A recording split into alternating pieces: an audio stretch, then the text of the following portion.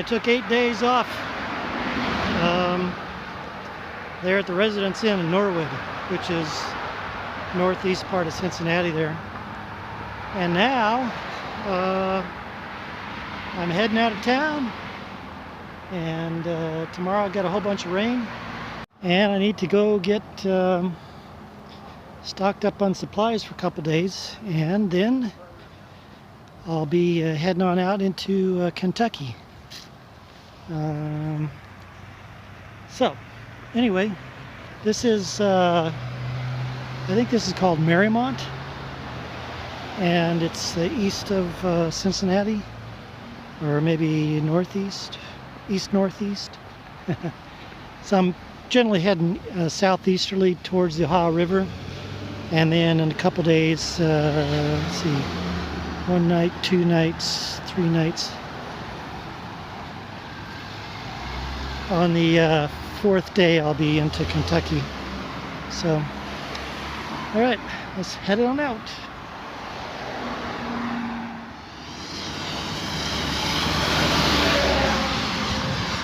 Well, this is a place called Amelia, and today has been just walking on busy roads, or noisy roads I should say. I came from Eastgate, and it's been rain all day, but supposedly it's gonna taper off tonight, and then be nice and sunny in the morning and all day tomorrow, which will be nice because I think I'm I'm stealth camping in the cemetery tomorrow night. And also it'll be a very short day, only about 9 miles. So I get to sleep in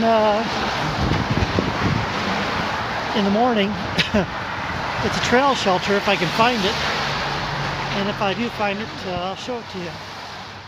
Yep, here's the trail shelter. I found it last night in the rain. It's a good thing I did, because the sun was going down, so it wasn't too clear on the map where it was. I'm just kind of sitting out here in the middle of nowhere off of a trail, not showing on a trail. So I had to cross a stream to get to it, which was about knee high. So, but now since it's not raining, the stream is gone. So leaving real late. It's after 1 o'clock, I think, but I only have 8.5 miles to go to go sleep in a cemetery tonight. And how about this? I'll be waking up in a cemetery on Halloween. And the other thing is, too, tomorrow I get to Kentucky. And what is tomorrow, October 31st? Tomorrow is the blue moon. It's the first, it's the second moon, the second full moon of the month. So it's a blue moon. And get this, there's a song, right? I told you to think about a song in the video before about Kentucky. I've got the song, but we're gonna have to wait. All right, so let's head out to the cemetery today, and I don't think there's gonna be any rain. And then wake up on Halloween in the cemetery, and then head on out to Kentucky. All right, here comes a deer.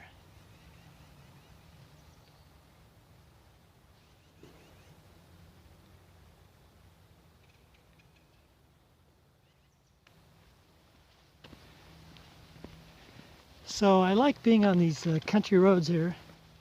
It's good to be back on it after all the noise from yesterday on those roads leading out of Cincinnati area, and also coming into Cincinnati when I was doing that.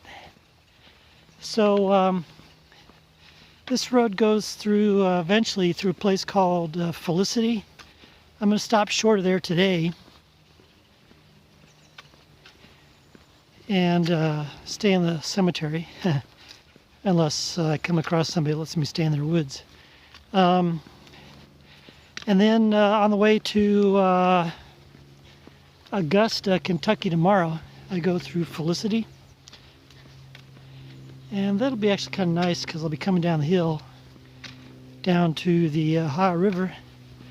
And then how do I cross the Ohio River, you say? Well, just wait. It's going to be a fun little treat. For me, anyway.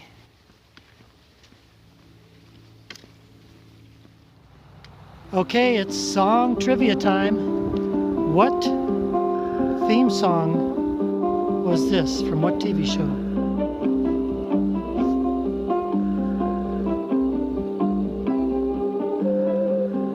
Here's a hint. Room 222, that's right. I've been waiting for days to get on this road so I could do that. So I'm taking this road down to, if I'm not mistaken, I think it takes me all the way down to the river, the Ohio River. If not, at least it takes me down to Felicity. So anyway, yeah, 222. That was a good show. If you haven't, if you weren't around when it came up. If you weren't around when the show was on, or if you've forgotten what it was all about, I'm sure you can find a clip or two of a couple episodes. Take a look. It was kind of a fun little show. So anyway, it's turned out to be kind of a nice day. It's supposed to be down below freezing tonight, but that's okay. I'll have all the nice people in the cemetery to keep me company. Well, say good morning, everybody, and thank you for your hospitality. It was a nice and peaceful night last night, and now it's time to get a move on. Yep, another quiet and peaceful night in the cemetery. You know, these cemeteries, they're people think they're scary, but they actually are very quiet and peaceful. You know, 1850 to 1883. Wow. Huh. All right, so on to Felicity. I'm going to stop there, get something to eat, and then down to the river, turn left, and head over to the surprise treat that you're we're all gonna experience on the way to Augusta.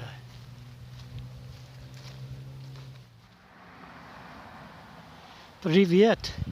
Вы хорошо говорите по-русски, да? I wonder if I've taken the wrong turn again. No, let's not go to Russia. We'll go to Felicity. Feels cold out here. Feels like we're in Moscow. Okay, everyone, I'm here with Don, and boy, he's got something to show you. A very good collection. You want to show it to us, Don? Yes, I would love to. I get excited about showing my cars. All right, here we go. You ready? Here we go. I'm ready. Okay, take it away, Don. Let's see what we got here. Okay, let's start out here with a 1957 Corvette. Right there. This is it, 1957. I've had for lots of years. And you said, what's the horsepower on it, or size of the engine? 270 horsepower, 2 4-barrel carburetors, and gauge for about 120 miles per hour. All right. 140, I'm sorry. Okay. It's 4-speed on the floor. And look at that. 2 4-barrel carburetors, and all right. It'll get out and go. Okay, what do we got over here? This little. This is a little 49 Crosley. Pal Crosley. He was into the car business. He was into building refrigerators and many, many other things. Now, how long did he make these cars? They weren't too... I am not real sure how many years he made cars, but there's quite a few.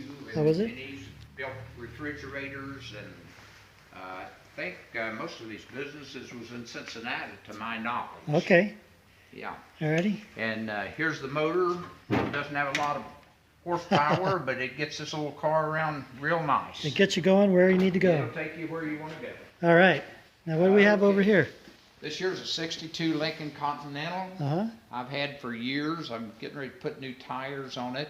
All right. And it's got what they call suicide doors on the back there. And right there. Yeah. I'd leave it up to you to think why they call them suicide doors. Oh. But I'll go ahead and say that it was because they had chauffeurs back in those days, and people in the back seat would get out, and the chauffeur wouldn't be watching, and the door would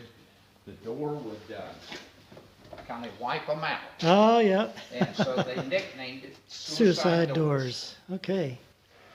62 Lincoln Continental. For those of you who watched, what was it? What was the guy? Cannon? That was a TV show. He had a Continental like this. Oh, really? Yeah. Yeah. Huh. Yeah. Yeah. This year's a little 29 Ford I've had for years. All the parts are up in the attic, and I bought it at a local car. Okay. I've had it probably for 30 years. I just need to put it back together. This little Chevrolet here is one owner. I bought it from the original owner. Uh-huh. Her name was Stella Swope. She was I think a third grade school teacher, and her niece Mildred took her down on Beachmont Avenue to drive it home, and she couldn't drive, and she finally learned to drive, and I can remember as a small, maybe a 10-year-old or whatever, Uh-huh. I can remember Stella, I think a 10-year-old would be wrong, but Stella, she'd drive it through town, and she'd have her clutch about halfway in, and the motor would be doing about 40 miles per hour, and she'd be going about 10 because she held the clutch halfway in on it. Wonder how many clutches she burnt out. I don't know. But 1932 Chevy. 32 Chevy. All right. Now what do we have over here in the corner? Okay, this one over here in the corner is a 1929 Model 8 Ford. I have to be honest, one time I bought this down in Neville, Ohio on 52. At one time this was a coupe. Oh. And before I got it, somebody had cut the top off of it and made it a roadster. Okay. And, but it runs really, really good, but it's a 29 Model A Ford Roadster. Model A Ford. Originally it was a coupe. Ah. But the guy that cut the top off of it, I had that cloth top put on there. Okay. But it's a fun car, put a couple of people in the rumble seat and two in the front. You can have all kinds of fun. It's a great parade car. I bet it would be. This year's also a 1929 Model A Ford pickup truck. All right. I've had it for years and years and years. And it runs really well. And I got this from up in Higginsport. Higginsport, okay. Higginsport, yes. It's, And look at the size of the bed, just think how much, like you said earlier, when farmers were hauling their stuff, they had to make a lot of trips back and forth. Yes, the farmers, if you had a little truck like this, it was probably one of the handiest things they could have. Uh-huh. And I would think that probably a lot of the farmers had this full of kids taking them uptown. Ah, yes. Riding in the back of the truck. Now, what do we have over here behind you? This right here is a 39 Chevrolet. I've only had it less than a year, and it was sitting in a garage for 28 years. It'd been sitting in there, and the gentleman passed away, and we got the 39 Chevrolet. It's called a 39 Chevrolet 5-window coupe. Okay. A lot of people like to get something like this and lower it in the back end, but that's not my type of things. I like to keep them original. Yeah. And, now, there's more value if it's original, right? oh yeah. Than if you modify it? Yeah, because some people like everything to be original, but other people like to buy a car like this, especially younger generation, and lower them in the back end and put a big heavy engine in it, with a lot of horsepower. Got it. But that's not my intent. I probably will restore it.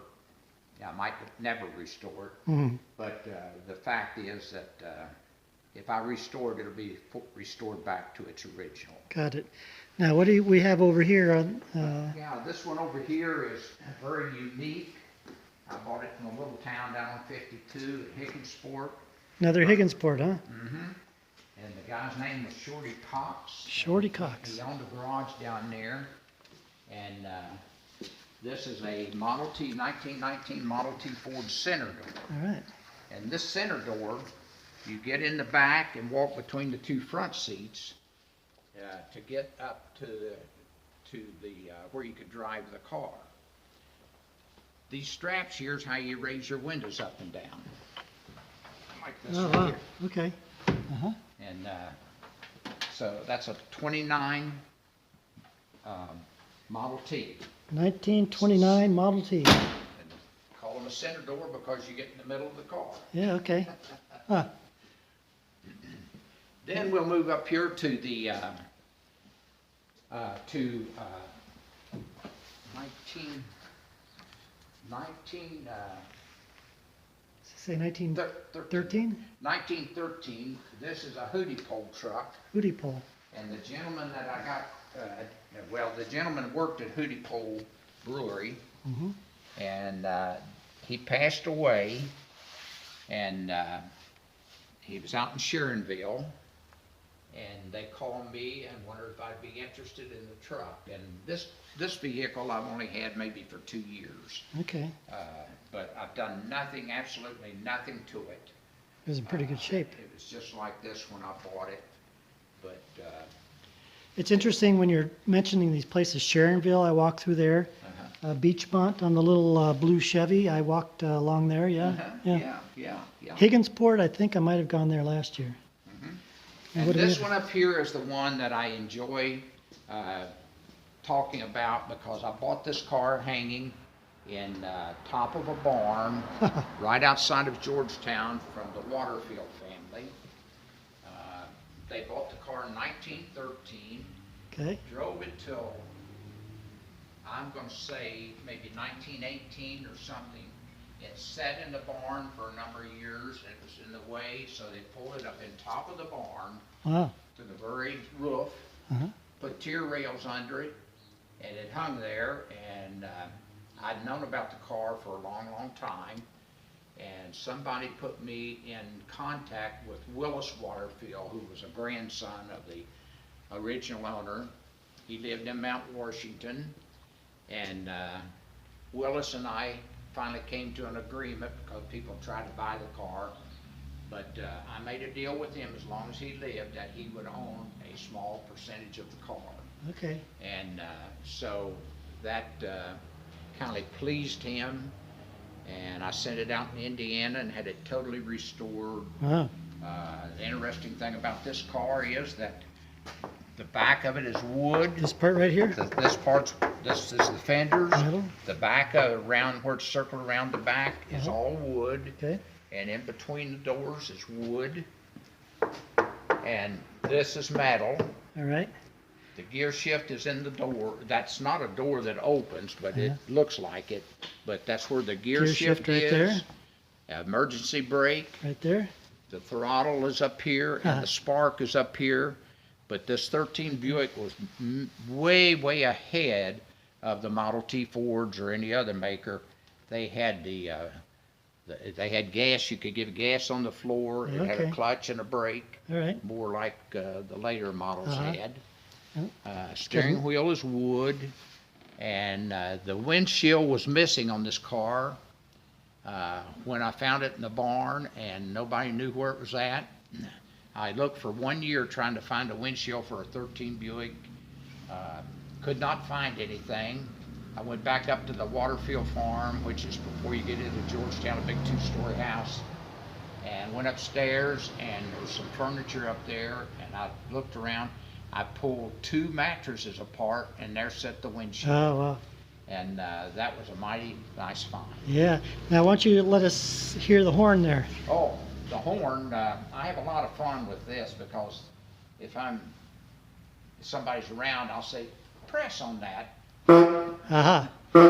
And of course, they usually jump because they usually jump because it scares them. Don't expect that sound. And then something unique about the lights here. Tell us about that. The lights are right here on the tank. It's what they call carbide. And it's about a 2-foot long tank. Mm-hmm. It's got a gauge on it. You fill that up with carbide. Okay. Carbide is the same thing that the old coal miners would use in the coal, and they'd fill this up with carbide. The coal miners would use it to get around in the darkness of the coal field. But the tank here, they would fill up, and it's got a gauge on it, and there's a tube that runs from here up to the headlights. The headlights. Yeah. And the headlights, you open them up with the hands here. You open this up, you light it with a match. The heat comes out up here. Okay. And of course, I've never lit them, and I don't intend to light them. But just think of that. Your headlights were flames. Yes. And then you have these lights up here, which were kerosene, you said, right? Yeah, and this is like if you was parking a car or something. Your parking lights. That was your parking lights. You'd fill this up with kerosene. It had a wick on it. Okay. Just like the old kerosene lamps. Uh-huh. The heat would come out through these holes up here. And there's a hinge on this, and that's the way you would light it with your match. Okay. And now, finally, we missed this car. You told me about it earlier. oh, I forgot. Yeah. Hi, everybody. That guy there's heard this story many, many times. Here we go again. This is the 40 Cadillac. This was in the movie starring Joe Pesci. Okay. And they had it rented for a month, and it was called The Public Eye. Public Eye. The Public Eye. And this is a V8 flathead. Got 2 spare tires on each fender. A spare tire on each front fender. Okay. And the car was as solid when I got it as you see it right now. Uh-huh. All right. So quite a collection. What a find. I just happened to be coming through Felicity, and I didn't expect this. And we got Don and his... I think I found me a new friend here. Oh.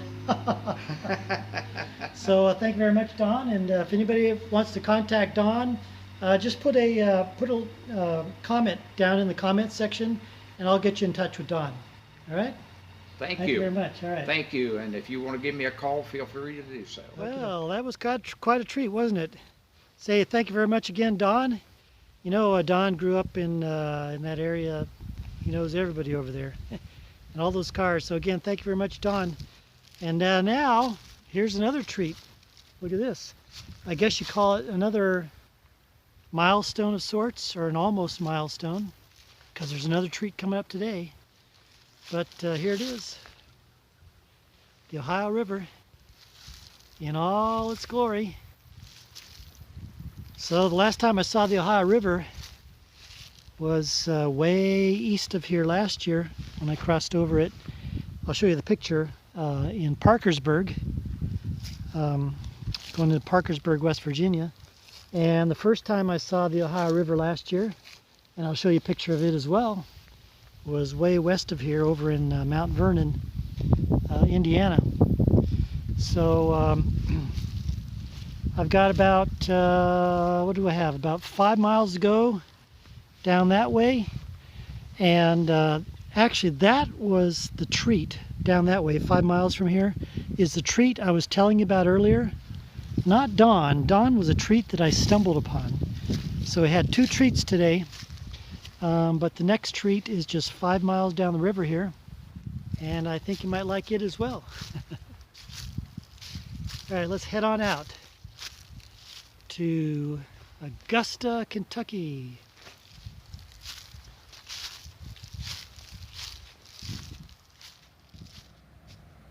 You're looking at Augusta, Kentucky over there. That's where I'm headed. I don't know that I want to swim, but let's see if maybe I can get a ride on that. Right there. Now I was just told they aren't letting pedestrians because of the virus stuff, but see if I can sweet talk my way in. Keep your fingers crossed.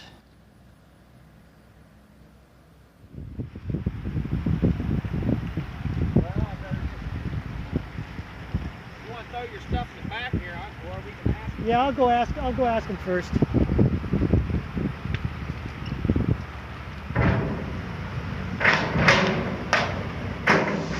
So look what this thing does. Once we get moving, the pilot house pivots around and 180 degrees. Pretty interesting there, huh? So now I wonder if the barge is going to pass before we get there, or are we going to saw a hole right through it?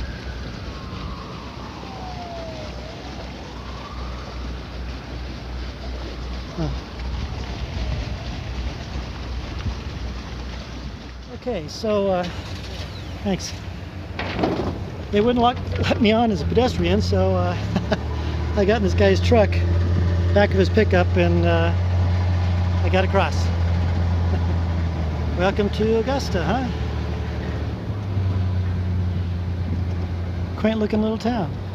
Glad I came this way.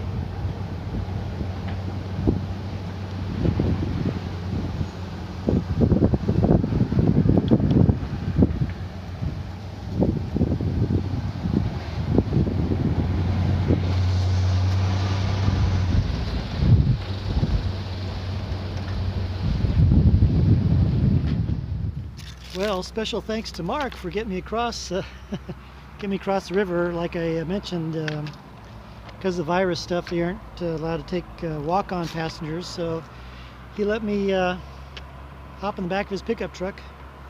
So thank you very much. So anyway, this was the treat, the ferry ride.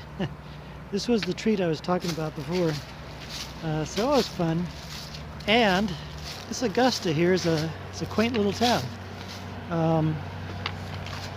Here's the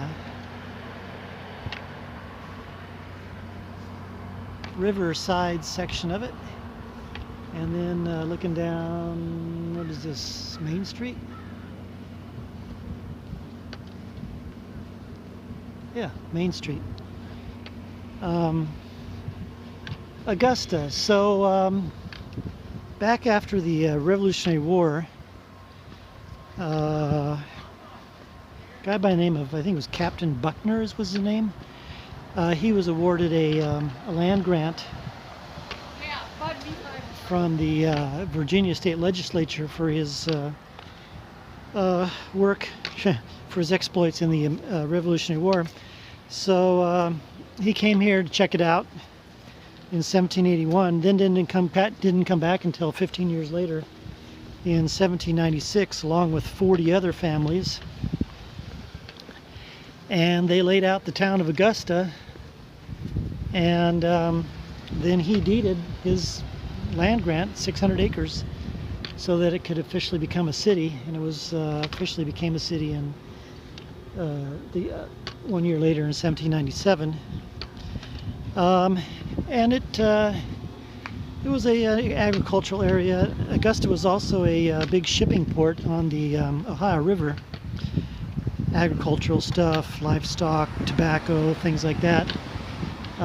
Also, if you can believe this, later on, it became a big wine area.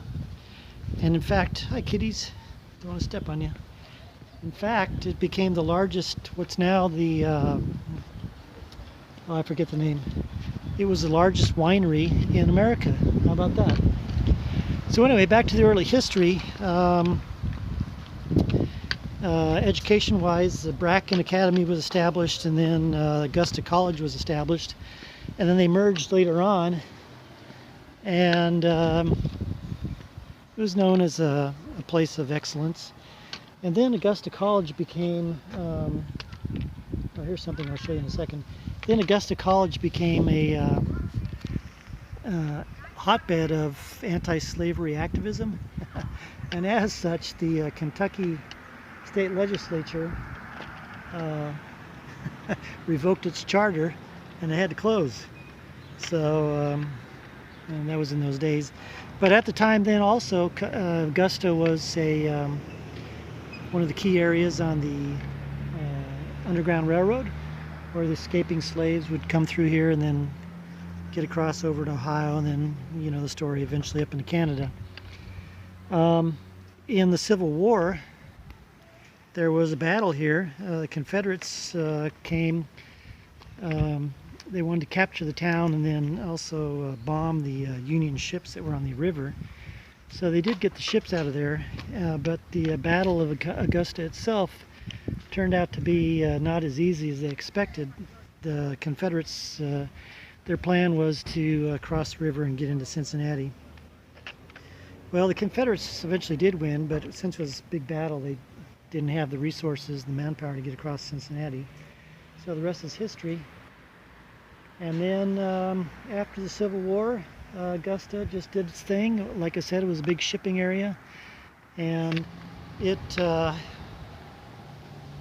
agricultural shipping, like I mentioned, the winery, and then it continued on. A couple notable people that either passed through here or lived here. Oh, I should show you this, huh? Is Stephen Foster. Now, Stephen Foster didn't live here, but he came to visit his relatives here from time to time, and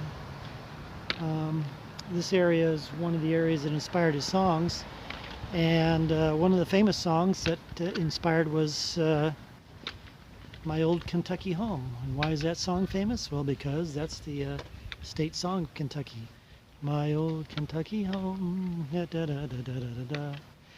And then also, in more recent times, Rosemary Clooney. And for those of you who are too young to remember Rosemary Clooney, she was a famous actress of the 40s, 30s, 40s, 50s, and a couple of big claim to fame movies or songs of hers. One movie was White Christmas. So you've heard the song, I'm dreaming of a white Christmas. Well, that came from that movie with Bing Crosby, and Rosemary Clooney was in it. Oops, sorry, kitty. And then another song that I always used to hear when I was a kid around Christmas time was Hear the bells, hear the bells. Oh, I never heard them ringing. No, I never heard them at all till there was you. Well, I guess that wasn't a Christmas song, was it? But I still, every once in a while, hum that song. So anyway, Augusta, Kentucky. Quaint little town. And if you ever get to... Well, you know, if you ever get to Cincinnati, take the 45-mile drive down the river, hop on the ferry, and come over here. It's a nice little place to visit, and it's very quaint. In fact, there's a couple places you can stay. Here's a website if you want to check it out. StayAugustaKentucky.com.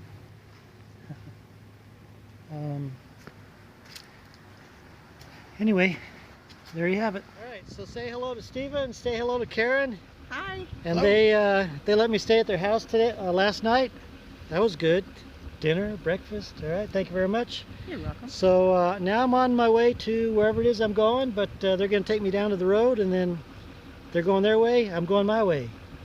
Thank you very much. All right. Our pleasure. So yeah, thanks again, Stephen and Karen. And I think I already told you the story, but a few days ago, I was leaving Cincinnati, and I called up the church there in Augusta.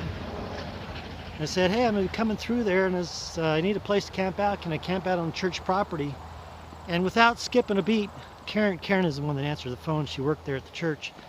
Without skipping a beat, well, you can stay at our you can stay at our house. So I guess yesterday was a day of treats, wasn't it? Not only did I have the cars, thank you, Don, and not only did I get the ride in Mark's truck, thank you, Mark. Not only did I get the ferry, thank you, ferry, I got Karen and Stephen. So Kentucky has already started off with a positive bang. Let's see how it continues. So now I'm walking down a road called Walton Pike. This can take me through a place called Germantown. And then from there, I just have to find some random piece of land, knock on somebody's door, and see if they'll let me camp in their woods tonight. It's going to be kind of cold. It's going to be 28 with the wind. So I don't think it's going to be hammock weather tonight. This is one of the first chances I've gotten to get out of the wind. It's like 20 miles an hour, so it's not very conducive to audio and a video. But look at these nice rolling hills here. I've just crossed into Mason County. I'm on a road called Pea Ridge Road. And when I get up onto the top of the hilltop, boy, that wind really whips. But nice, quiet little road.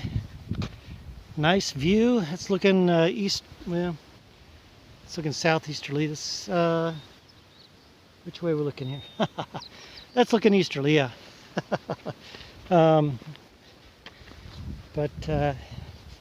Yeah. So I was gonna hole up here in just a few miles, but I think I'm gonna try and make it to a place called Sardis Road, and that'll put me a little bit further along for my mileage tomorrow, which is 19, I think. So I'll either do the 19, and which will just put me that much further ahead, or I might cut back a little bit and just do 17. I don't know. But nice countryside, really varied.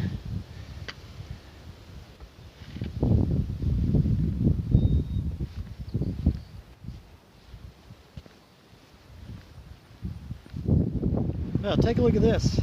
I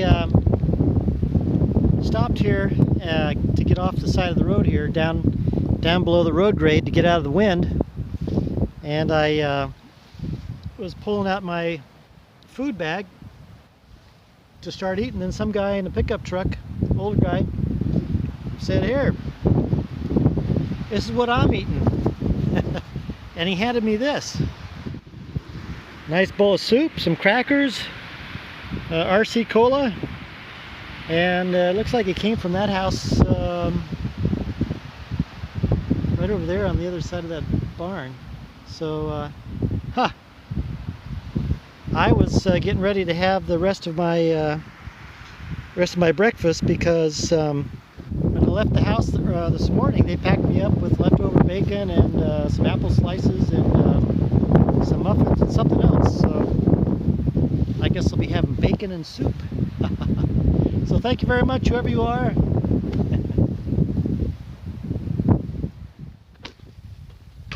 Well, not too bad. Say I came across this place, and I just looked it up to see who the owner was, because it looks kind of like a public type of place here. But anyway, not too bad. On my first day in Kentucky, I've already taken a wrong turn. Yeah, so instead of coming down this road like I did, I should have turned left up there on top of the hill and gone on the other side. No wonder why that power line didn't look like it did on the map. Oh well, I think I added only about a half mile, so that's all right. And I'm also thinking of maybe doing a night hike tonight. It's going to be a full moon. It was blue moon in Kentucky last night, and I might get down to the highway down here, Sardis Road. I think it's Highway 62, and then just rest up for a couple hours, wait for the moon to come up, and going down to Blue Lick State Park. I don't know. I'll check it out when I get down there to the highway, and then sleep in the morning. I don't know. So we'll see. Anyway, congratulations on the wrong turn, and I'm getting to see something else I didn't expect to see. All right, that's how you make lemonade out of it, right? Get to see stuff you didn't expect to see. All right, let's go. No more wrong turns. Well, I'm glad that I came this way, so I get to see you guys. You're down there in the lee of the hill, you're not getting the wind. That's pretty smart. Yes, it is.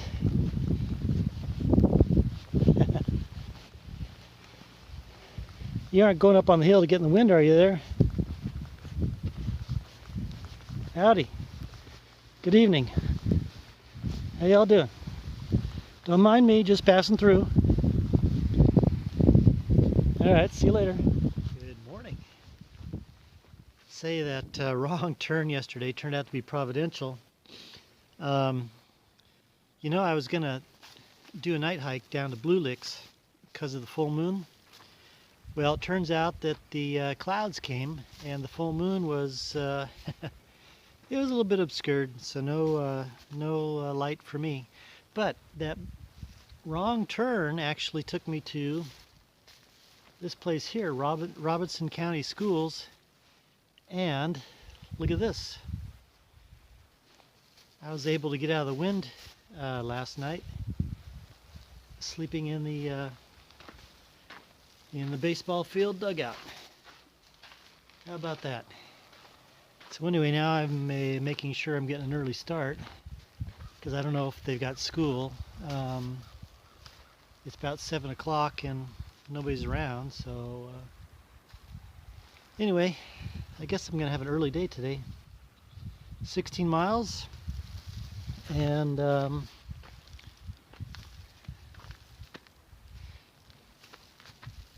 maybe I'll go a little bit more.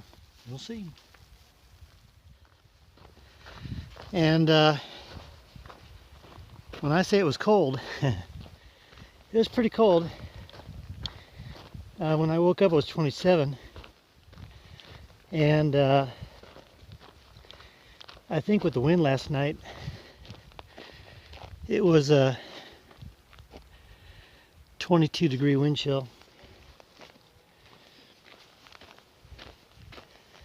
So now on to Blue Licks State Park, about 8.5 miles.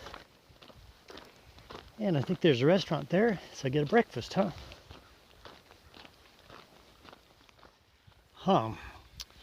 Now tell me something. Is this something coming back from the future or the past and it just didn't quite make it to the right place? Or instead of moving the car and building the barn, did they just build the barn around the car?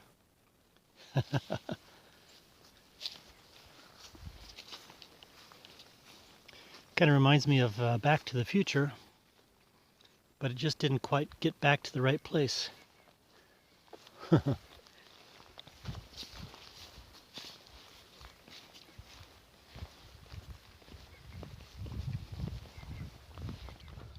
Here's something I just happened across.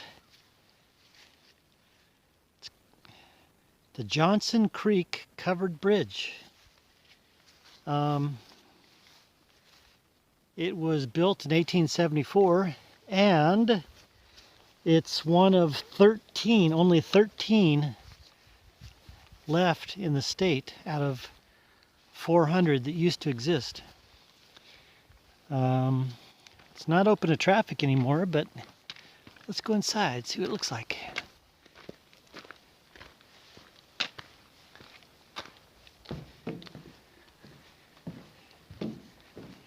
Oh, and from what I understand, this arch right here was added on each side in 1912 to be able to cover the increased traffic that was coming through here.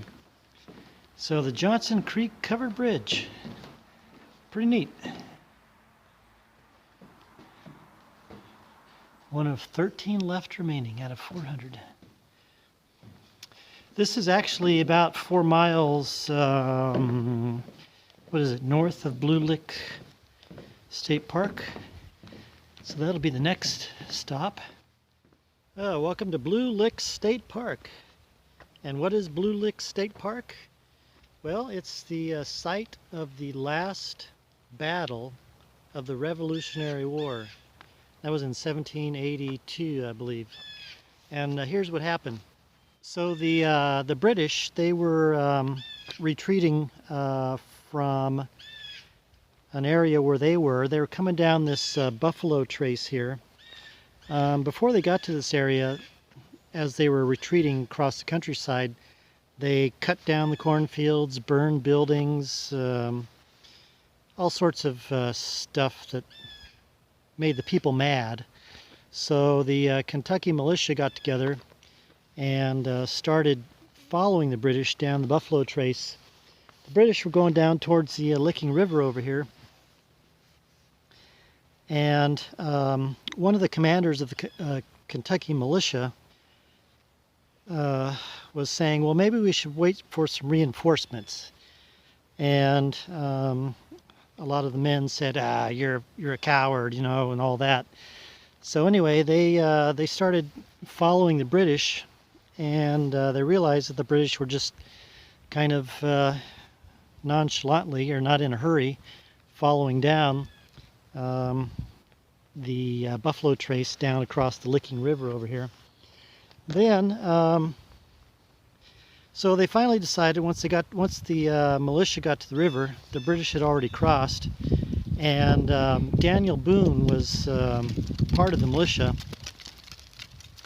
and he was telling the guys, you know, what the lay of the land was there, how the river made a U shape, and there's a bunch of fallen trees there, and then a hill on the other side, so that it would be kind of an ambush type of place. But the men decided they wanted to go across anyway. So as soon as they got across, sure enough, they got ambushed, and just within a few minutes, about 40, I think, of the Kentucky militia guys were gunned down and either wounded or killed by the British, as well as the Indians who were fighting alongside the British.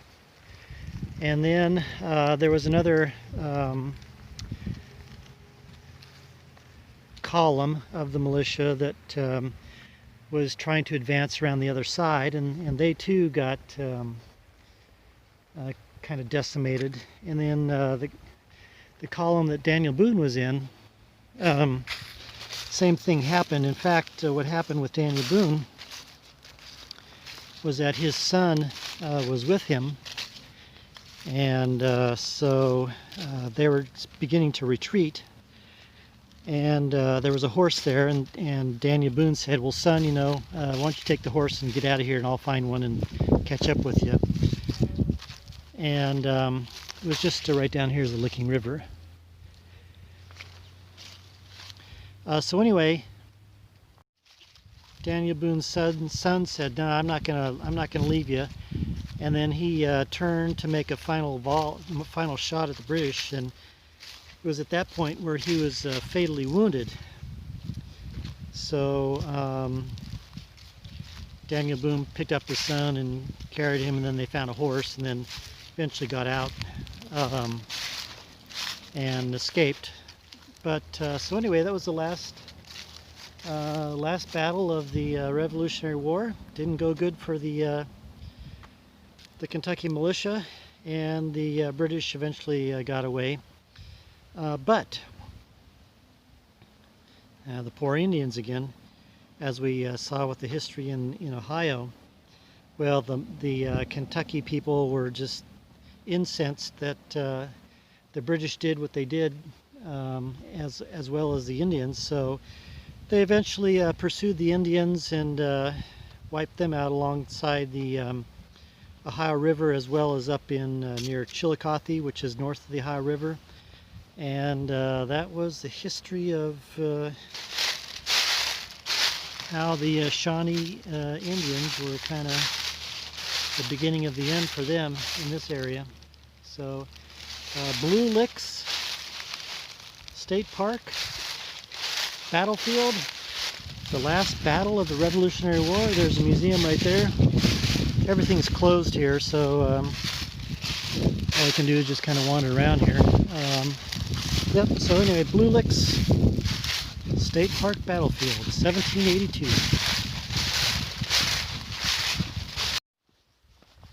Howdy. Just passing on through. Don't mind me. Hello, lady. See you later.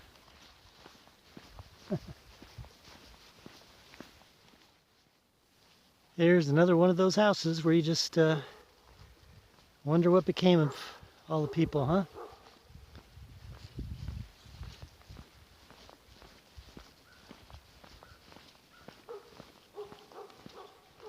Good morning.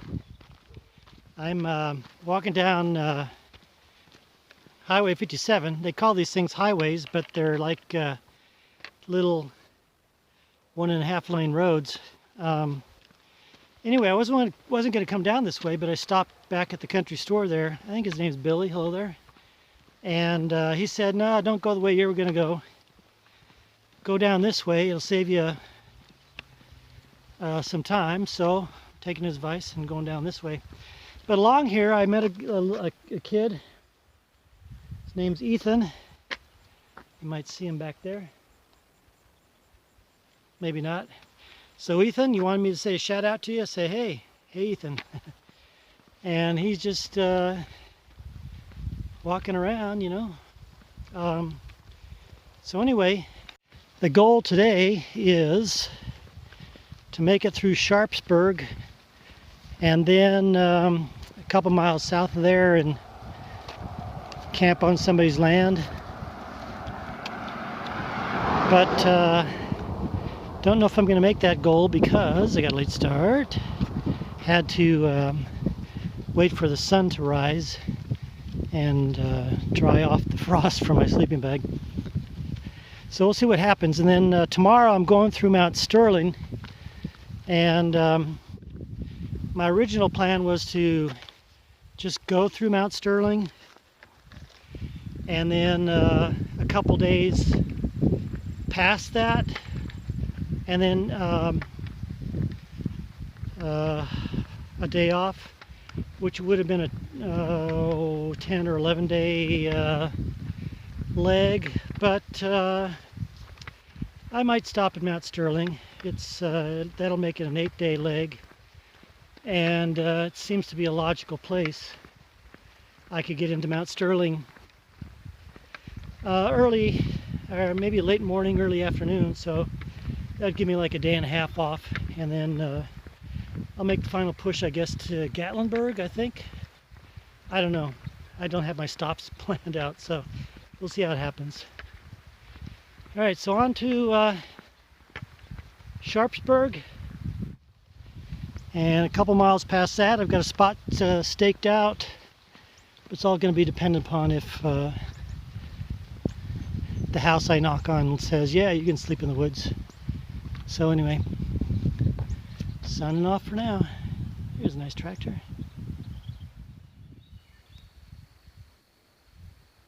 Well, that's not good. That's kind of a fresh car wreck. Looks like it didn't make the turn up here.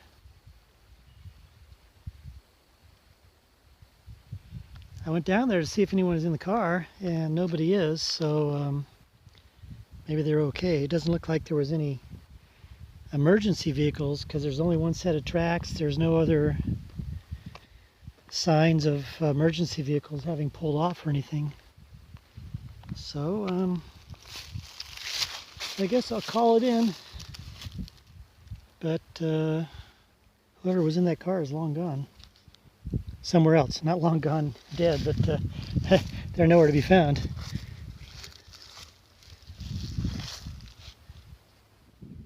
Well, an update on that crashed car that went over the side. I found out it crashed a couple days ago. Some girl named Allie was driving it, but she's okay. They just haven't fished the car out of the off the side yet. And now today I'm trying to get to a place called Fairview Christian Church. Fairview Christian Church. I looked on the satellite map. Looks like they have a covered picnic shelter, so I'd prefer to sleep under that, but their phone number doesn't work. So I think tonight is going to be a instead of ask for permission, ask for forgiveness if anybody approaches me. So we'll see what happens.